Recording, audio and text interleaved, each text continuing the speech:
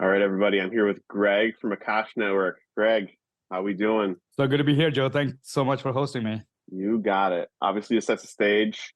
Tell us about your background and maybe weave that into how you got the idea for Akash Network and how you actually started it.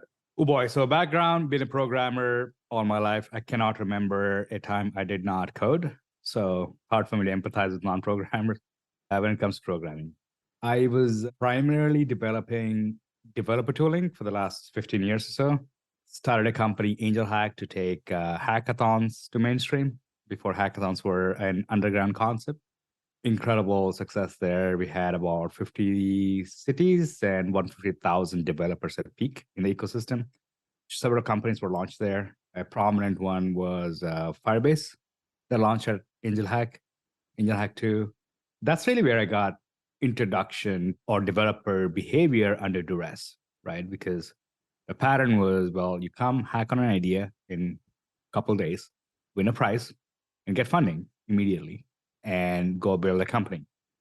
Notice a big challenge with startups that want to move fast and iterate quickly is they break a lot of things in the process.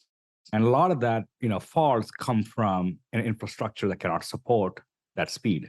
So we wanted to build infrastructure where you can move fast and scale your success from the capacity standpoint, because we've seen several companies that got initial success and couldn't quite take the next leap into serving the customers that were able to get through the initial success. That led to a lot of failures. As developers, we wanted to build an infrastructure that could address these hyper fast early stage companies that graduated to scalability, right?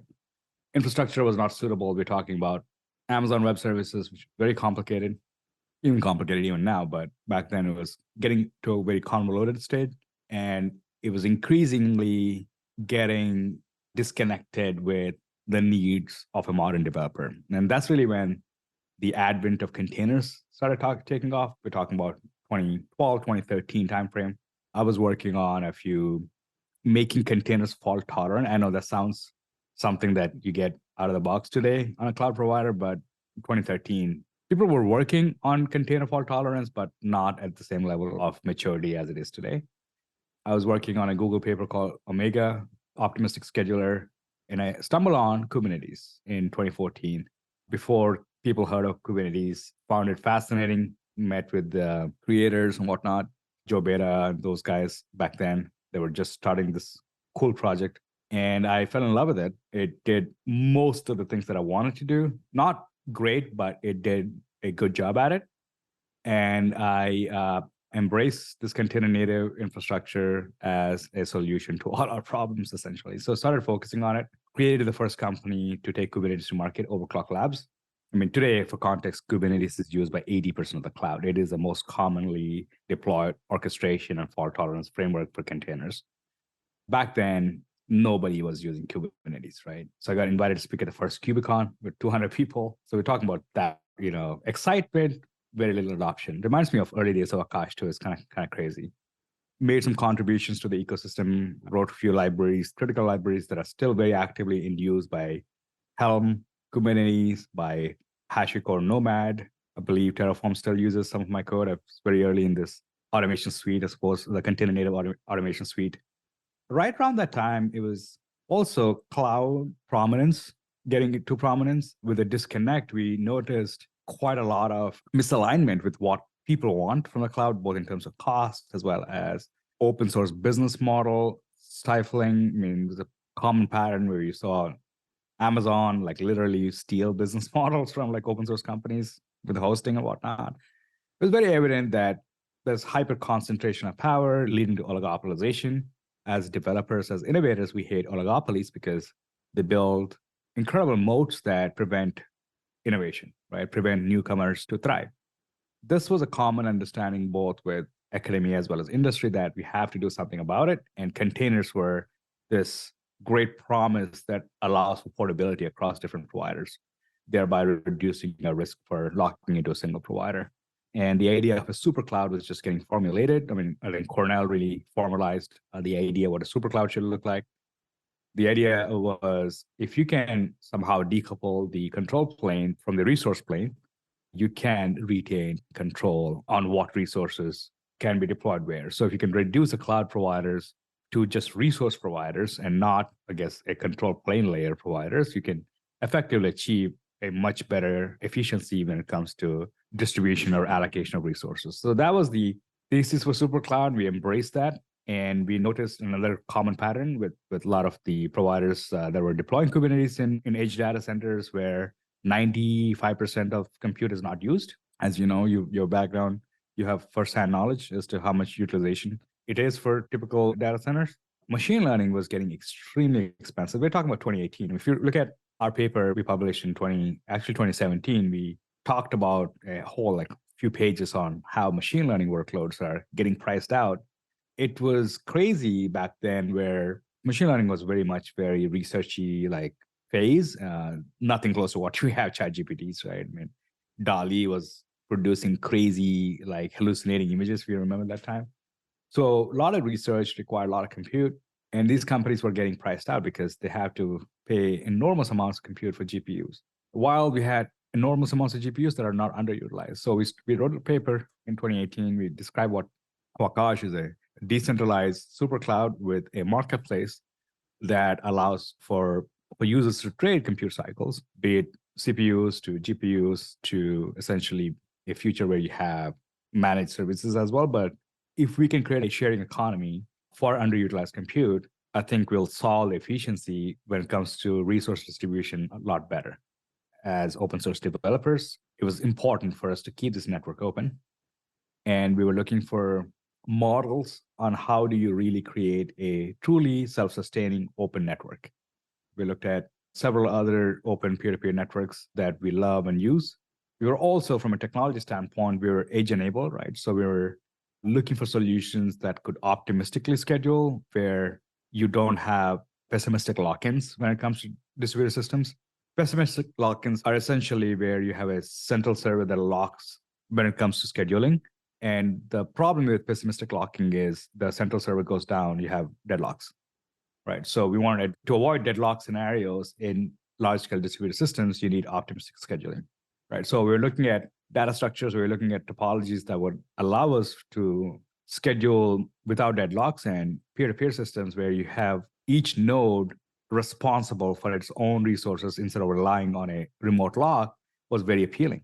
And if you want to create such a self-healing system, you need to ensure that your state is replicated across these nodes, and these nodes have all the information they need to make a decision by themselves.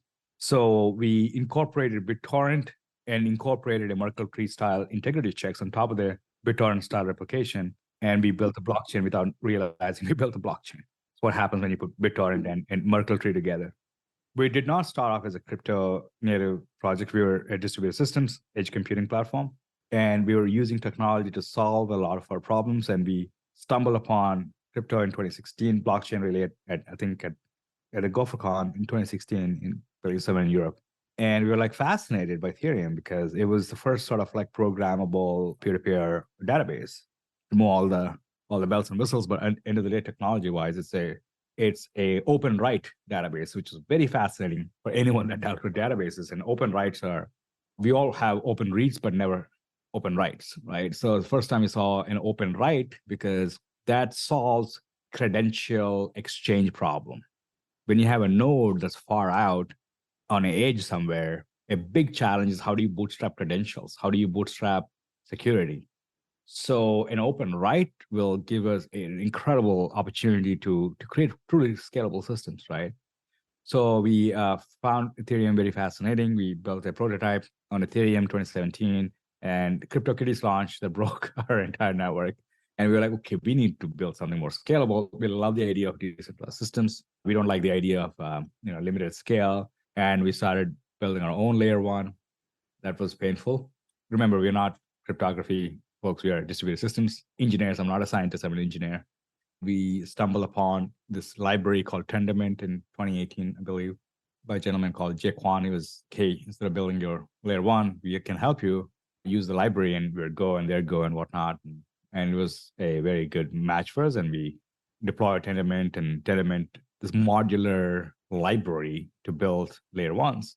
So you can have different modules, be it staking, be it accounts. So we ended up writing a lot of the modules ourselves.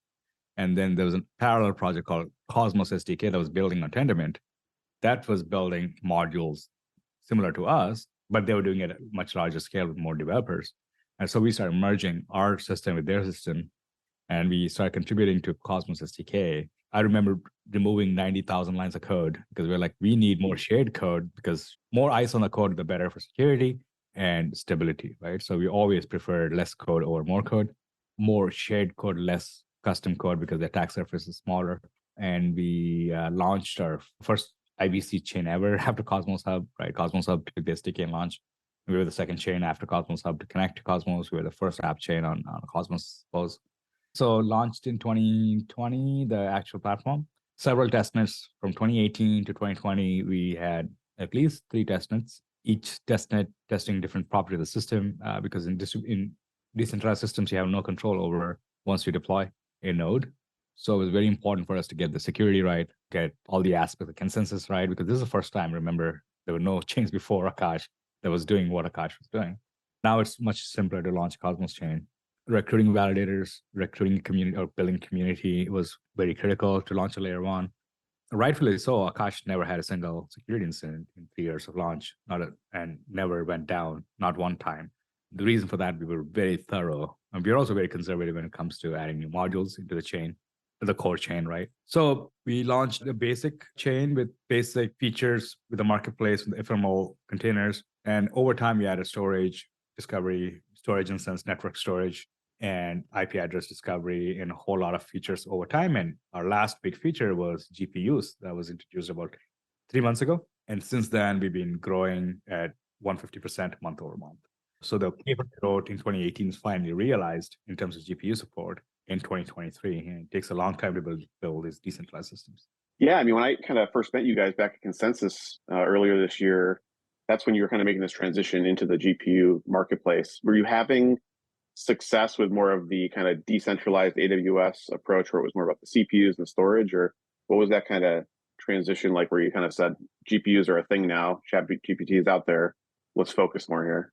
Yes, we had great success with CPUs from the permissionless and decentralized aspect of it, the non-custodial aspect. The cost savings were about 1/10 what you would pay Amazon, but at significantly smaller scale than Amazon. So Akash was not optimal for large systems because the supply didn't exist. And we were very careful not to incentivize supply because the demand was very heterogeneous in nature. In the sense, the compute you need to run a node is very different type of compute you need to run an API server or a batch job server or a database. So the demand profile being very heterogeneous, it makes it complicated to design a homogeneous incentive mechanism. Because for incentives, you need a degree of homogeneity, either this supply or that, you need to say what exact configuration we're going to incentivize, right? So it was challenging. So we didn't want to obviously waste the incentive budget till we get to a degree of homogeneity and to a degree of utilization. The utilization before GPUs were about 10 to 15% on average, daily average for CPUs. For context, right now, GPUs are at around 45% utilization lifetime. Surprisingly, our CPU utilization in the last 3 weeks has been 58%. Get into that why, but so to answer your question, before GPUs, the utilization was minimal, and it was primarily for dApps that have decentralized frontends that need a full stack, non-custodial hosting mechanism. That you can take a wild guess. The market size for dApps is relatively small, so our spend was very small, considering we're also 1/10 cheaper than Amazon. And the scale for a lot of the dApps is not anywhere close to add quite a meaning to our revenue numbers, right? GPUs are very different, but CPUs were very different. So the adoption, we had incredible success. I think about 40% of Cosmos ecosystem was using Akash at some point in some form or the other. It's a small ecosystem, but granted, we have enormous penetration there. A lot of times, compute is a commodity, right? So it's not anything special in terms of performance or scale compared to Amazon. So big challenge was like, how do you convince folks that are not decentralized or do not care about self-custodial systems to care about Akash? So that was a challenge, right? To go outside of this crypto ecosystem. But we always knew GPUs were the bread and butter because we knew the demand was very, very clear. You didn't have to be a rocket scientist. You need to talk to a few customers to know that. So we always knew that we shouldn't waste our efforts in terms of growth because growth requires investments. And those investments are unlikely to return good results without having a product that the mainstream developer absolutely desires, which is GPUs, right? And now things have changed quite a lot. It's a new feature on top of Akash. You still have the old CPUs. You still need CPUs for GPUs. You cannot just have GPUs. You still need bandwidth. You still need storage. You still need every orchestration, fault tolerance, all aspects of a super cloud to use GPUs. And GPUs by themselves are not very useful, just like disks themselves are not very useful without processing power. CPUs still add significant general purpose processing for GPUs. Gotcha. And so, this is a marketplace. So you've got two sides. You've got the suppliers giving their GPUs for people to rent out, and you've got the consumers who want to rent the GPUs for some kind of an AI or ML use case, typically, probably. Yes. So how are you thinking about building both sides of that marketplace? It's a chicken or egg problem, right? What comes first? Supply comes first or demand? It's actually supply first. Not always, but supply in this case. There could be cases where you need demand first. Why? Because demand is validated. Demand is validated through interviews, through public knowledge, through Elon Musk complaining about how hard it is to get GPUs for the richest man in the world. His comparison was it's harder than getting drugs, although that's a low bar in San Francisco. The richest man in the world cannot get GPUs. You get an idea as to what's happening there, right? So when you have such a demand, you need more supply. So, you guys were a surprise for us, Foundry. We woke up one day and we were like, oh, Foundry has a bunch of GPUs online. We were like scrambling, like we need to make sure that suppliers, because you don't have additional incentives other than getting paid for demand. Demand never usually catches someone day one or day two. Now we have slowly started ramping up, right? But early days were crazy. So supply always comes first. And right now we have today's utilization, I think is about 60%, but average about 50, and lifetime utilization about 45%. And now people are complaining that there's not enough supply. So to answer your question, I think 50% is an ideal sweet spot in terms of utilization rate, wherein the suppliers have enough confidence that they will be able to clear the inventory at 50%. Tenants have enough confidence that they'll be able to find compute to scale at 50%. That's the sweet spot. We want to keep the network at 50% and scale accordingly, right? But if we have a mechanism where we can guarantee or improve provider confidence in terms of clearing the inventory without the demand necessarily matching up, meaning through subsidies or whatnot, is a good way to scale supply.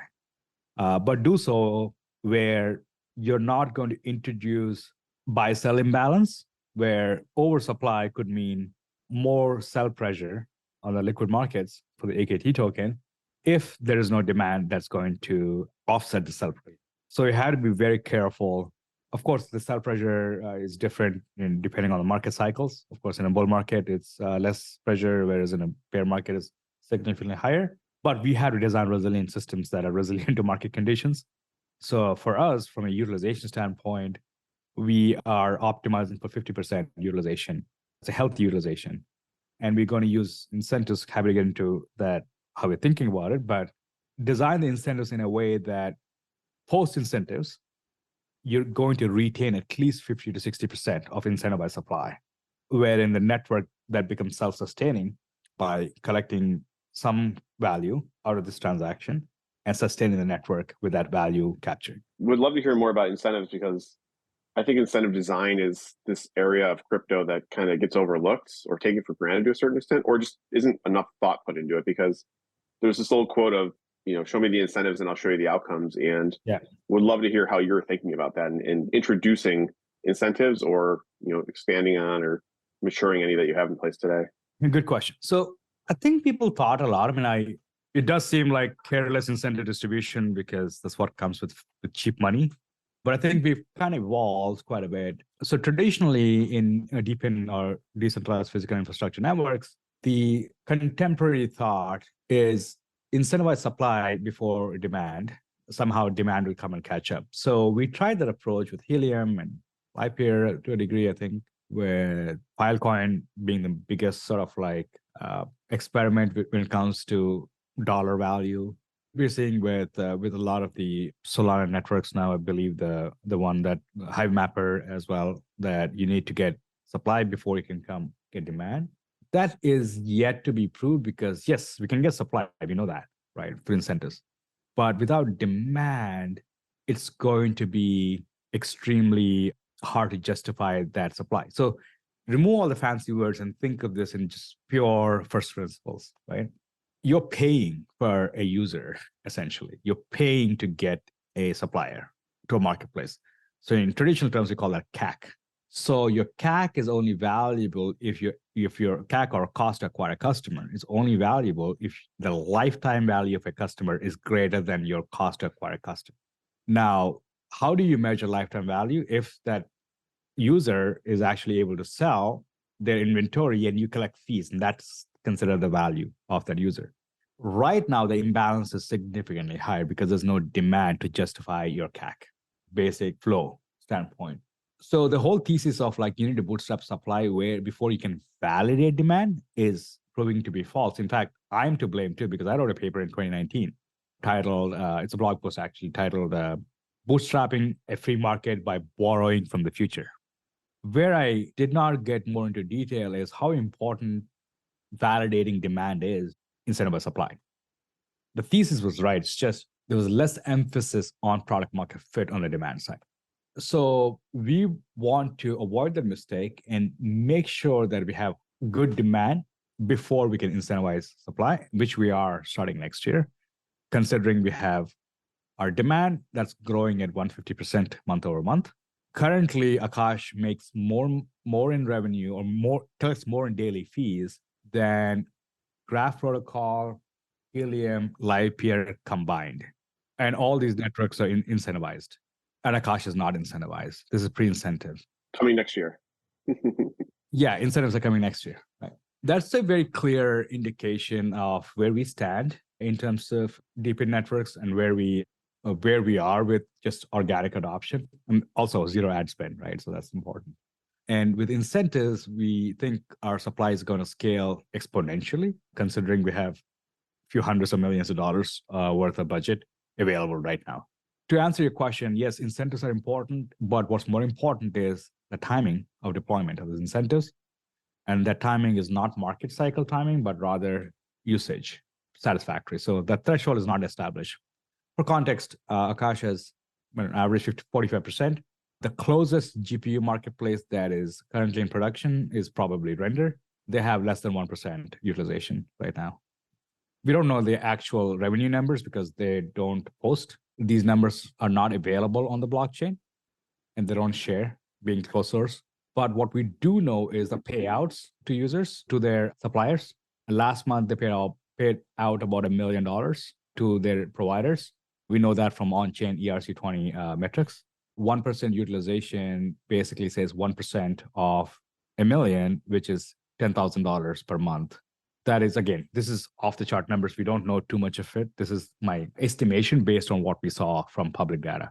So in that standard, Akash is 4 or 5 times larger in terms of usage when compared to Render. That's awesome. One of the challenges with decentralized networks is you don't always know who's using them. You might see a wallet address, something else that's basic. So tell me anything you know about who is actually using on the consumer side or the tenant side, and then also the supply side. Like, who are these folks from what you know today, and how do you see that evolving? We don't know who is using, but we do know if they tell us. So we do know there is this is public information. So this is one large model that's being trained on Akash called Thumper. There are several stable diffusion plays that are happening. There's a game studio that's using quite a lot of Akash. There's a movie studio that's using stable diffusion for image generation or production. Our biggest usage, I believe, comes from stable diffusion and comfy UI on stable diffusion.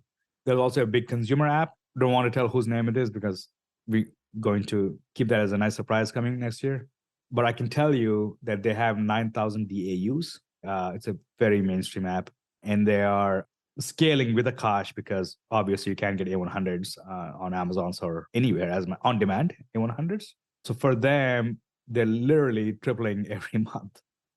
So as they scale, we scale. And that's very important to identify consumer applications that scale massively, because getting them to use Akash in the early stage means it's easier sell in terms of integration. And as they scale out, we scale out, right, in terms of usage. So we love consumer AI applications that are successful, like the one I'm talking about.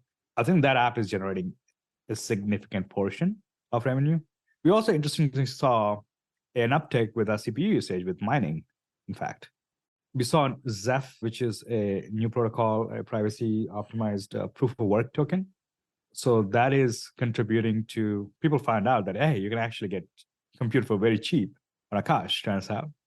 And they started mining, which is great because permissionless and non-custodial aspects of Akash is very aligned with most proof of work and ideally most, you would think most crypto networks, but turns out there are others that don't like self-custody.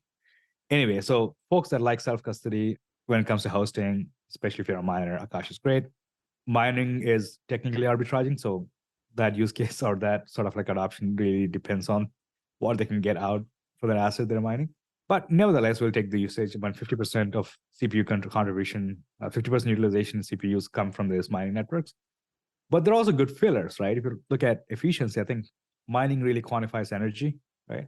In a way. So it's a and quantifies energy and offers value that's based on this quantified energy. It's an incredible way to think about how we should distribute resources, right? Computation resources. That's why I like mining a lot. So we're seeing an uptick there as well. And of course, it's a skill, right? You can't just I can't mine on Akash because I don't know the parameters. I don't know what's optimal. A lot of people that are mining on Akash have been iterating over and over for days or weeks to find the right parameters, and they're not very happy to share because it's competitive. It's sort of like I can't write a guide. I mean, I can tell you how to run a workload, but I can't tell you how to tune the workload for profitability. People ask me why don't I mine? I don't know. I'm not an expert, right? I don't know what parameters I need to tune. You see people complaining about mining demand increased CPUs and providers jacked up the prices for CPUs, I suppose. Rightfully so. In a free market, that's how it operates. So Akash is working exactly the way it's supposed to work. So compute is no longer cheaper because demand is higher. In fact, it's working too well. So we have to kind of introduce subsidies to intervene in free market, which I hate to use the word, but as you know, Adam Smith might be rolling in his grave somewhere, but subsidies are known for, as people have different thoughts about what subsidies are, but what we do know is subsidies can enhance a certain behavior.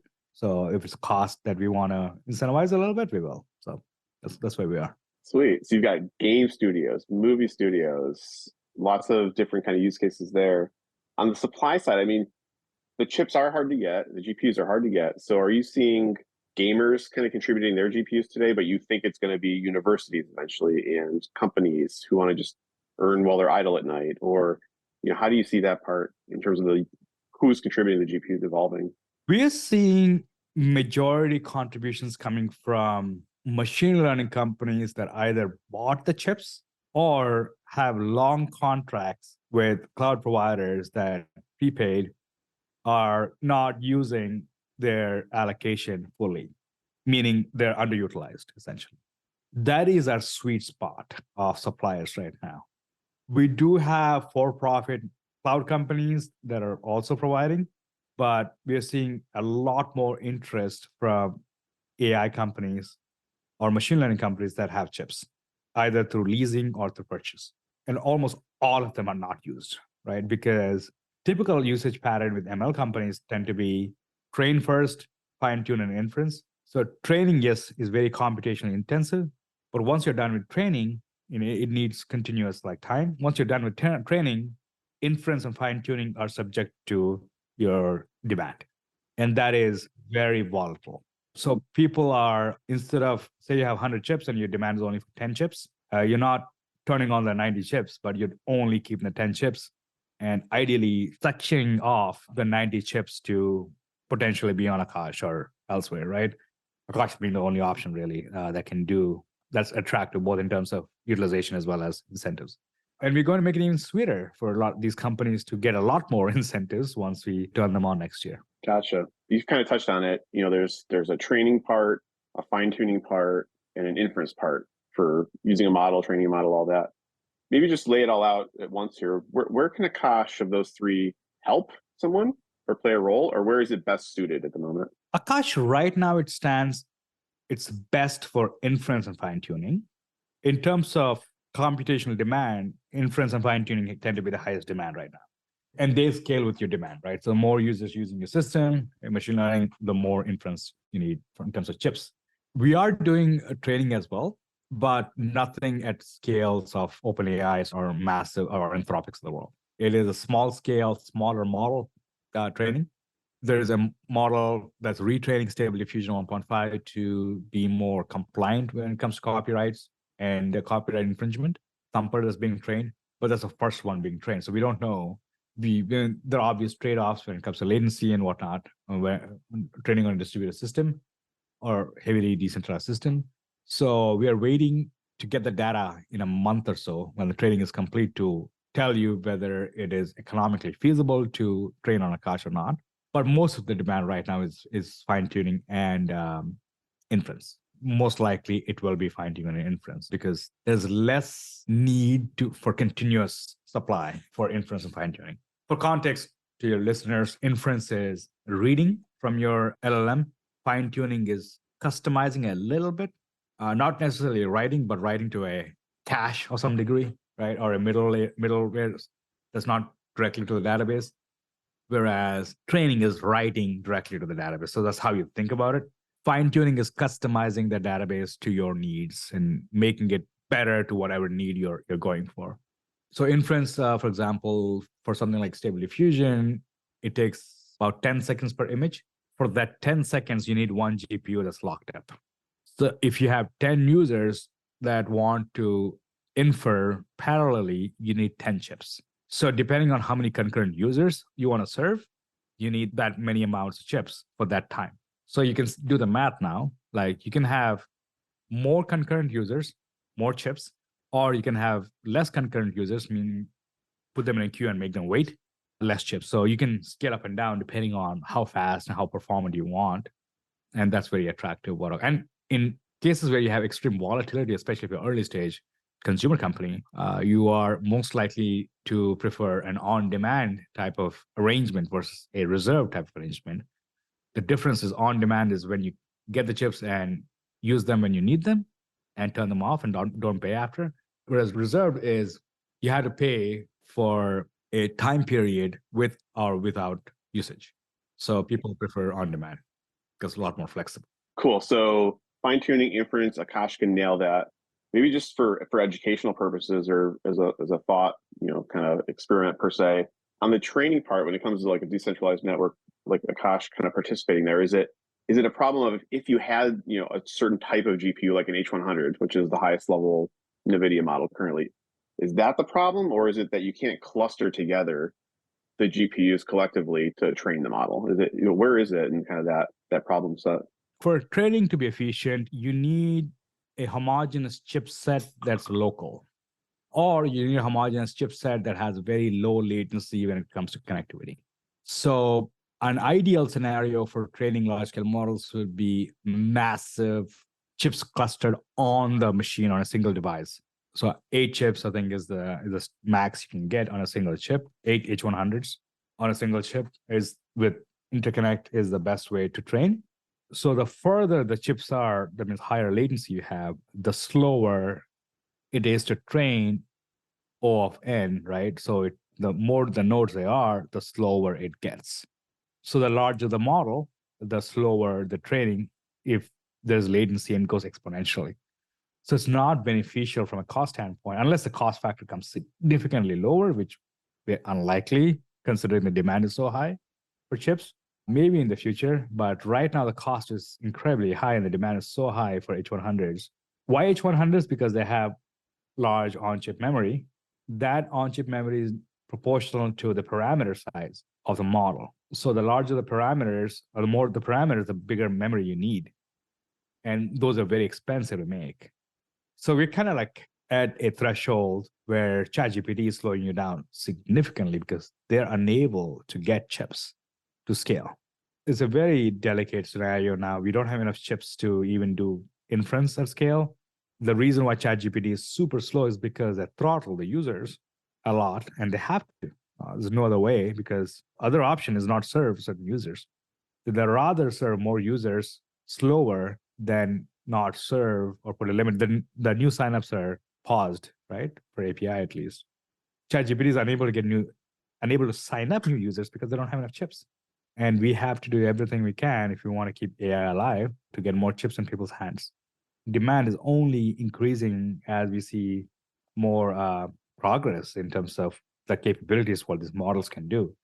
Almost on a monthly basis, we are seeing incredibly new capabilities that are being introduced to AI, but the chip manufacturing and chip supply chain is nowhere close to catching up with the demand. Cool. So let's go back to the users and the marketplace for a moment. So there's this venture capitalist, Sarah Tavel, and she writes a lot about building marketplaces. What does it take to have a successful marketplace? And one of the biggest takeaways from her writing is that it's really about how happy can you make users? Like just that statement, very open-ended. So any ways you haven't talked about so far, how do you think about making your users happy on both the supply side and kind of the renting consumer side?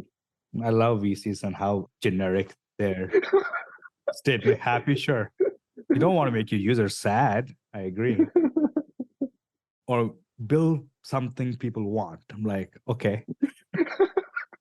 People are happy if they get what they want, right? I'm happy when I get an ice cream.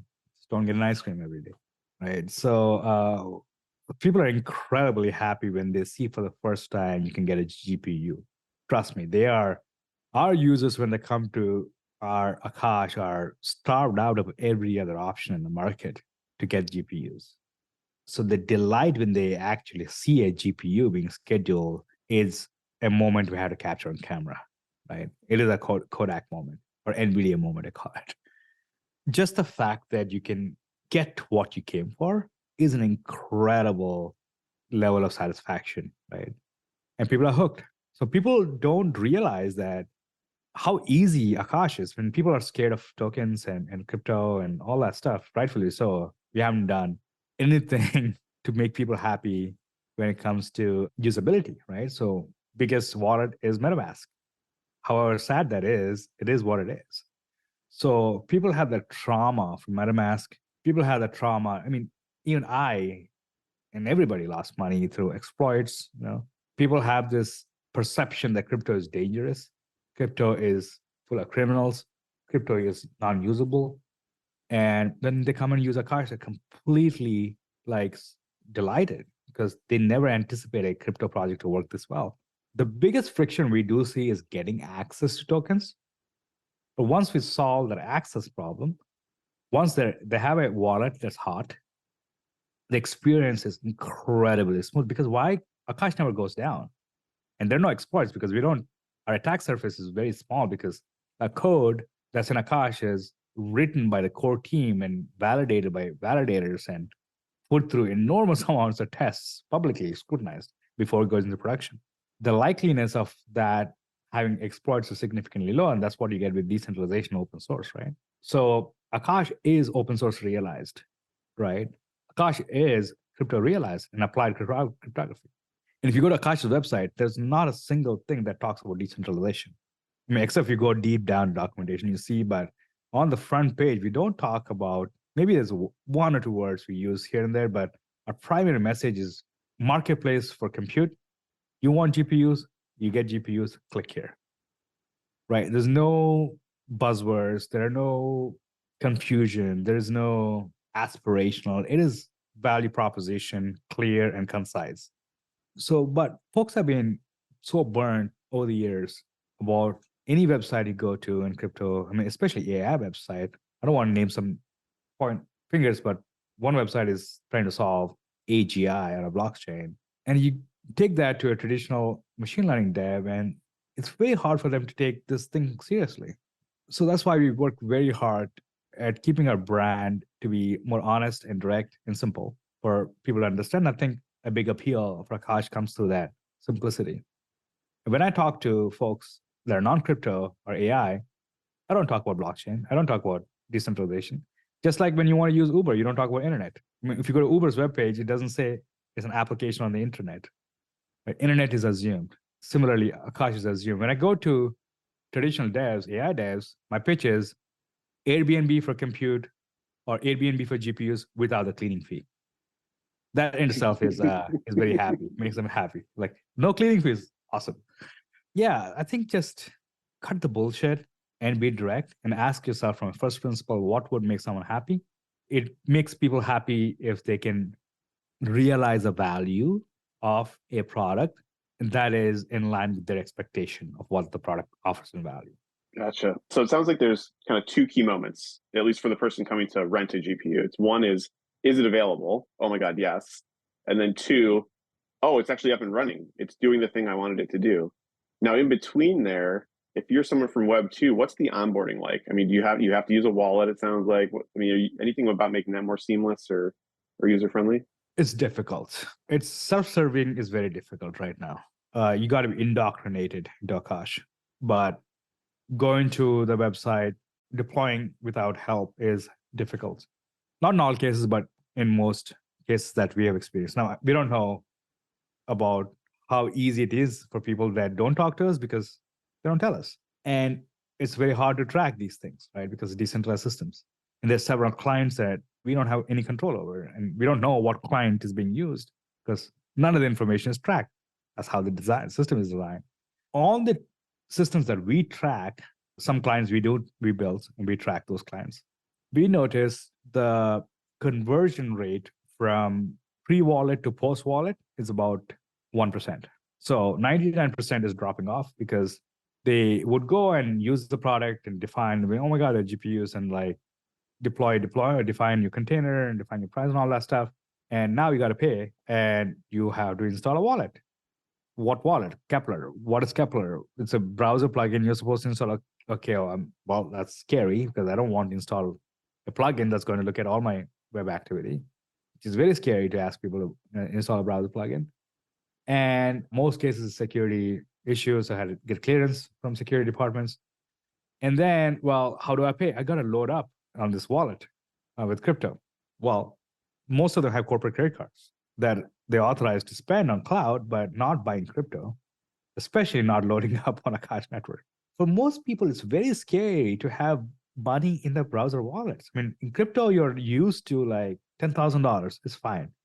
But most people having $10,000 of money that could be lost if you lose your password is scary because they're here to buy GPUs, not deal with keeping your piggy bank secure. So that step is a huge turnoff, and a lot of them will come to us and be like, "Can I just give you a credit card? Can you just bill me end of the month? I need these GPUs. Can I?" So it takes time, right? It's not easy. So that's the biggest friction point is wallets for us. And yeah, we are doing something about it. In fact, several things about it. There is an effort from Overclock Labs, the company behind Akash Network, the core contributors of Akash. We are developing a hosted platform, a managed platform that provides on and off ramp, both for providers as well as tenants, where tenants can use the system with a credit card, right? Of course, that's fully managed. There are several other integrations that we have in play. We'll be making those announcements next year. This one company that integrating into Akash is a very mainstream machine learning application. They're growing 400% month over month. So very, very aggressive growth. They're on front page of Hacker News every other week. So they're very traditional Web 2 or AI company. They started integrating with Akash. We'll make the announcements post-integration. We don't do pre-integrations like most people, because when we make an announcement, we want usage, not speculation. Speculation comes through usage, not the other way. So we're making a lot of effort in reducing the friction for traditional developers to use Akash. And we owe it to ourselves, right? My criteria for success is, can we track an ad on Google all the way to activation? Can we do that? Right now, it's impossible. But I want to get to a point where we throw an ad and we measure the performance of the ad based on the activation and the lifetime value of the customer that we can get from the ad, because that is a significantly scalable way to acquire, time-tested way to acquire users and keep users. Or not keep users, at least acquire users. Keep users is the product. But it's very disciplined, traditional user engagement models. These are not something we had to invent. For crypto, we had to invent a lot of the engagement models because there hasn't been engagement models that are attractive to traditional devs. But what I really like is we have a lot of no-coiners that come and use Akash. They hate crypto, but they have to use Akash and they have to put coins, and that joy that I derive from that no-coiner using Akash for the first time or coins for the first time is something money can't buy. So It's awesome. So I mean, we're kind of getting into it, but when you read the website, when you read the documentation, it talks about Akash being an ecosystem quite a bit. Talk to me more about how you see Akash evolving from an ecosystem perspective and some of the cool things you see people doing with Akash or building on it that you haven't mentioned so far. broadly speaking, we have three categories of ecosystem tooling or projects, right? One is demand side, another one is supply side, and third one is the crypto aspect of the decentralization side. So on a demand side, of course, our best case scenario is when Google, Microsoft, and Amazon integrate Akash on the demands. That's our ideal win state. Can't go into details as to what we're doing there, but we do have some efforts in place to attract the big cloud onto Akash.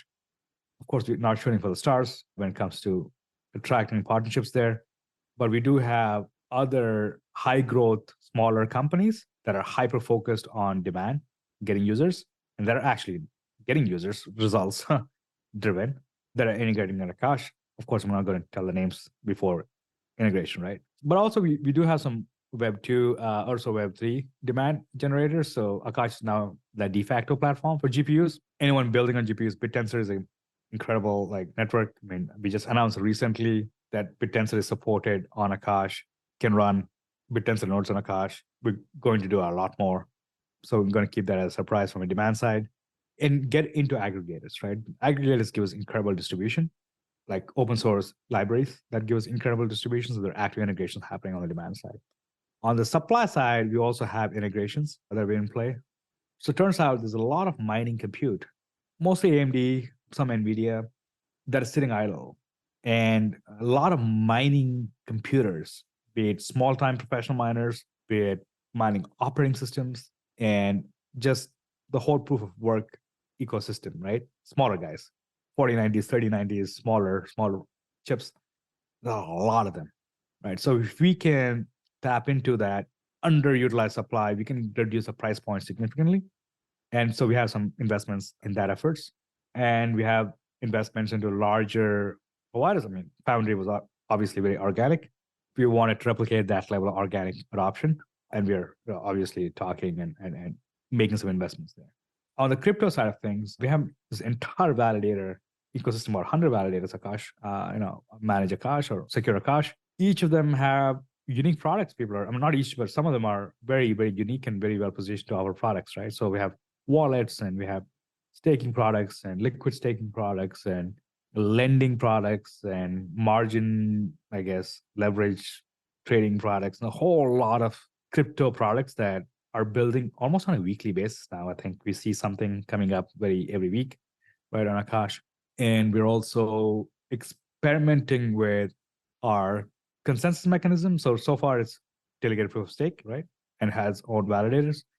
But we're looking into Bitcoin security for Akash. We believe Bitcoin is the most secure chain, hands down. And the security is primarily right now for money, which is important. But I think if you can extend the security to something like AI, it's perfect. So my ultimate vision there is I want Bitcoin to secure Akash, because that gives Akash nation state level protection when it comes to security. Akash right now is not that secure as Bitcoin. So we make some partnerships and some integrations. In fact, there's a testnet now where you can extend Akash security from Bitcoin. In a not so distant future, we should be able to enable not only Bitcoin sats payments for your model, host your model and pay with sats, but also secure Akash, stake your sats to secure Akash. and get an incentive similar to what we're doing right now. So ultimately, I think I believe if we were to merge or if we were to experiment or evolve a security model, Bitcoin will be the ultimate price. Bitcoin will be the ultimate layer one, for lack of a better word, that could essentially secure Akash, right? We're making some efforts there.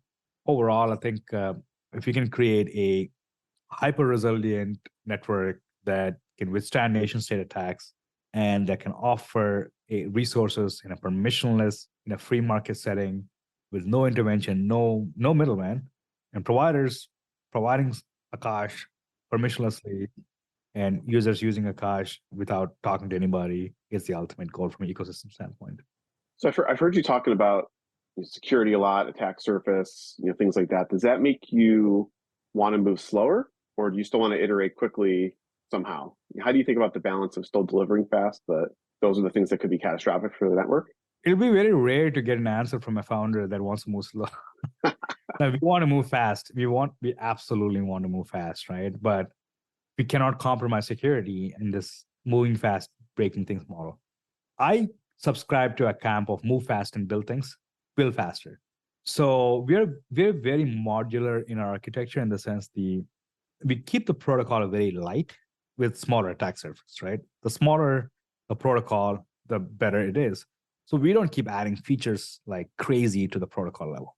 So we've done good enough job when it comes to our architecture design with modularity that we can isolate capabilities, thereby attack surface by module. And we can isolate an attack to that module, right? So the provider's module, for example, it's completely different from the blockchain module. And there's separate binaries as well. So you can run and upgrade a provider binary without upgrading the blockchain, right? So all the analytics, all that is completely different, right? Completely extracted out. The general rule is more code, more attack surface. General rule. It does move much significantly slower than a centralized closed source system. The whole notion of a decentralized system is not how fast you can move, but how far you can go, right? So with open systems, you can go far, while with closed systems, you can go fast. I'm not here to build closed systems, right? So coordination cost, even though it's higher in an open system, it's valuable because the network effects and the impact it has when it comes to unlocking network effects with open systems, right? So you can go far versus closed systems, you can go fast. That said, Akash, we've been moving very fast. We had 9 upgrades. I mean, since GPUs, we had 3 more upgrades.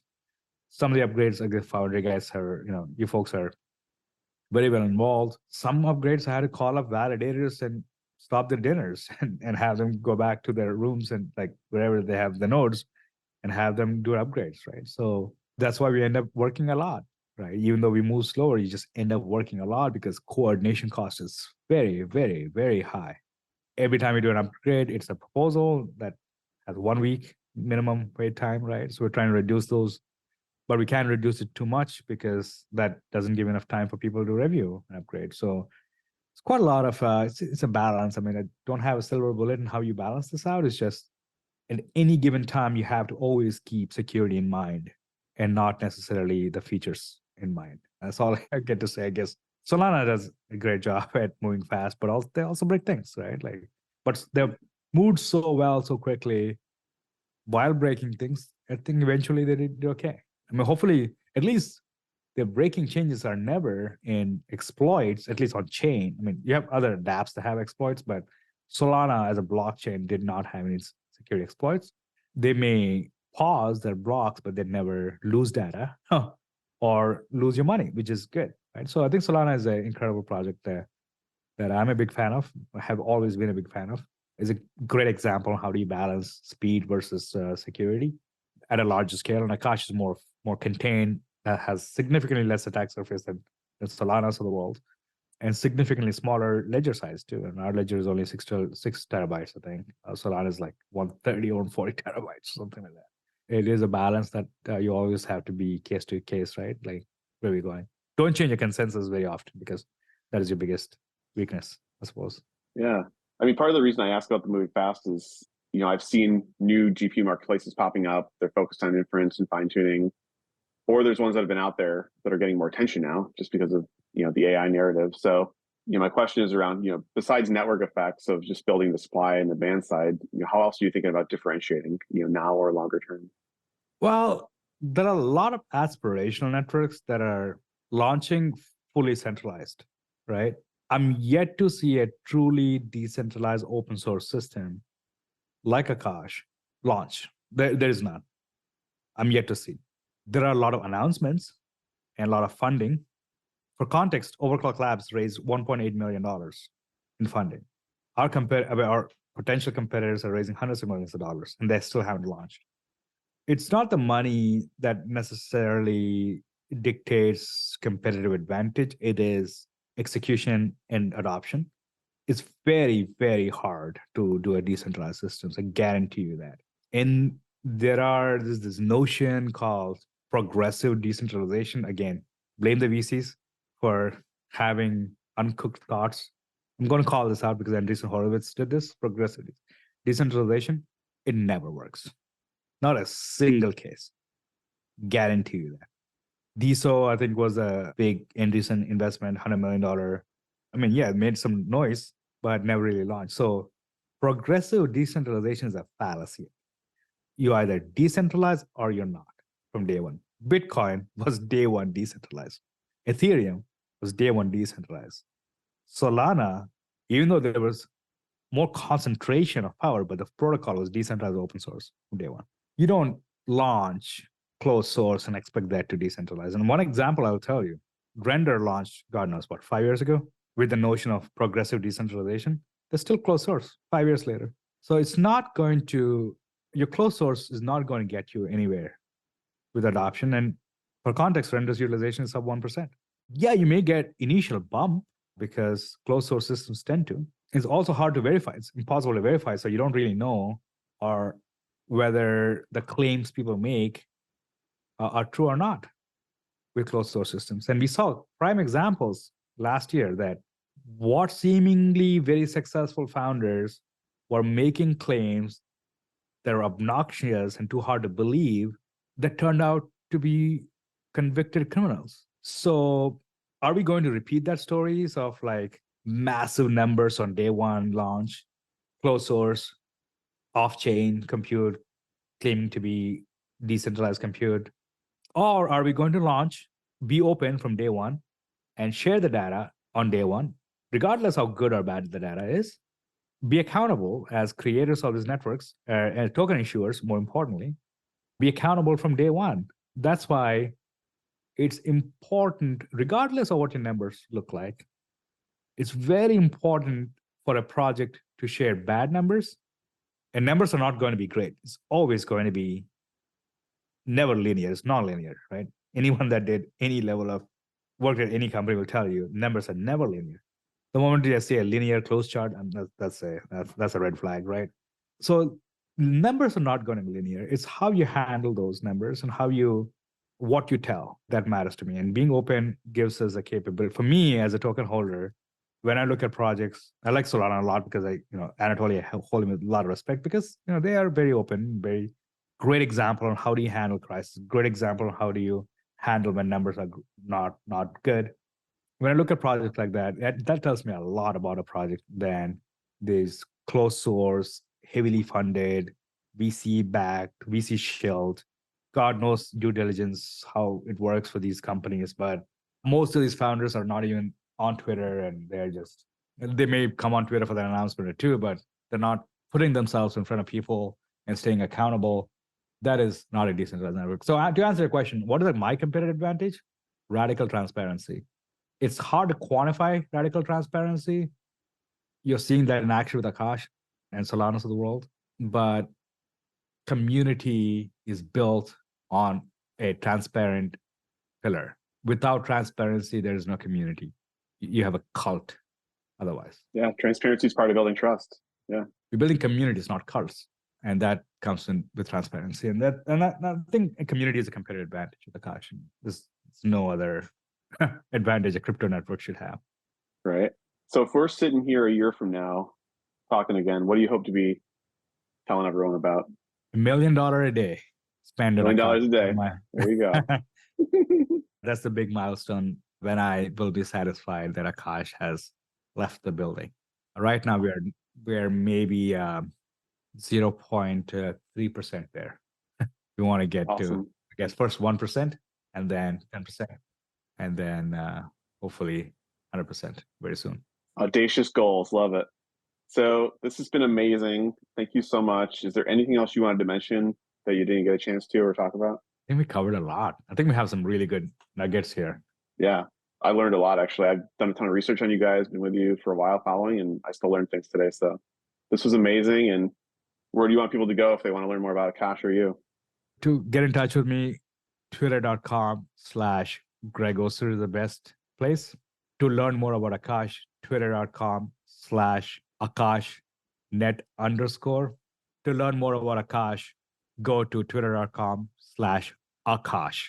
Soon coming. So I gave you two things to cut. Yeah, we'll put it in the show notes too. Don't worry. So we're actually transitioning AkashNet_ to Akash. Gotcha. The actual handle Akash, right? Which is nice. Well, Greg, thank you so much. This is amazing. Can't wait for everyone to get a chance to listen to this.